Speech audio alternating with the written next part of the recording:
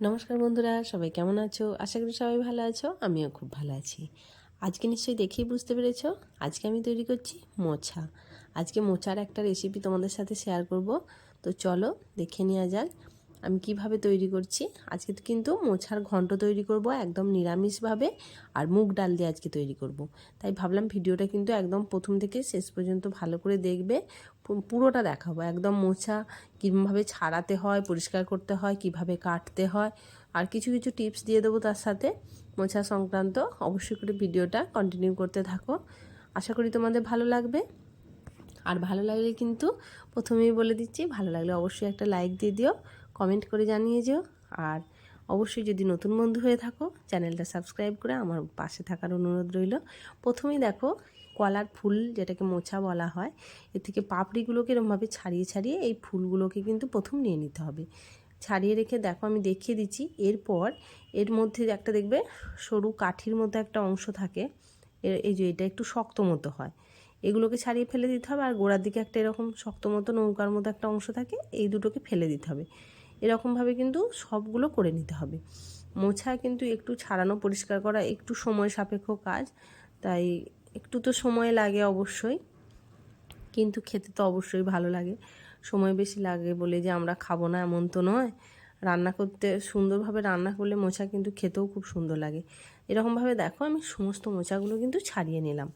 এবার দেখো মোচাগুলো কাটার সাথে সাথে কিন্তু কালো হয়ে যায়। যাতে কালো না হয়ে যায় তার জন্য আমি যেই পাত্রটার মধ্যে আর কি মোচাগুলো কুচিয়ে রাখবো, সেটা এরকমভাবে হলুদ দিয়ে একটু জল তৈরি করে নিলাম। এখন মোচাগুলোকে এরকমভাবে কুচিয়ে কুচিয়ে আর এরকমভাবে হলুদ জলের মধ্যে কিছুক্ষণ ভিজিয়ে রাখবো। এতে করে কি হয়, মোচার মধ্যে যে কষ ভাবটা থাকে সেটা কেটে যায়। আর তাহলে মোচাটা কিন্তু কোনোভাবেই তিতো হওয়ার বা কষা, রান্নার পর অনেক সময় কষা লাগে, সেটা হওয়ার ভয় থাকে না। এখন দেখো মোচাটা ভিজিয়ে রেখে এখানে আমি একটু মশলা নিয়ে নিচ্ছি। একটা শুকনো লঙ্কা, অল্প করে একটু আদা, আর অল্প করে একটু মৌরি, গোটা মৌরি নিয়েছি। আর এখানে গোটা জিরের পরিবর্তে আমি একটু জিরে গুঁড়ো নিয়ে নিলাম, 1 চামচ নিয়েছিলাম, এখন আরও একটু অল্প করে নিয়ে নিলাম। এখন দেখো এটা কিন্তু অল্প করে একটু ডাস্ট করে নিলাম। এর মধ্যে এখন দিয়ে দিলাম, জল দিলাম না কিন্তু, একটা বড় সাইজের টমেটো, ওটাও ওর সাথে মিক্সিতে একবারে পেস্ট করে নিলাম। ব্যাস, মশলাটা কিন্তু আমাদের রেডি হয়ে গেল। এখন আমরা চলে এলাম রান্নাতে, মেন পর্যায়ে। প্রথমেই দেখো গ্যাসের মধ্যে কড়াই বসিয়ে নিয়েছি।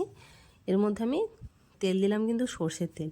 মোচা বা এই ধরনের যে কোনো রেসিপি কিন্তু অবশ্যই সর্ষের তেলে তৈরি করার চেষ্টা করবে, খেতে ভালো লাগে। অবশ্যই যাদের সর্ষের তেল খাওয়া চলে না তারা সাদা তেলেও করতে পারো, অসুবিধা নেই, কিন্তু সর্ষের তেলে করলে একটু টেস্টটা বেশি লাগে।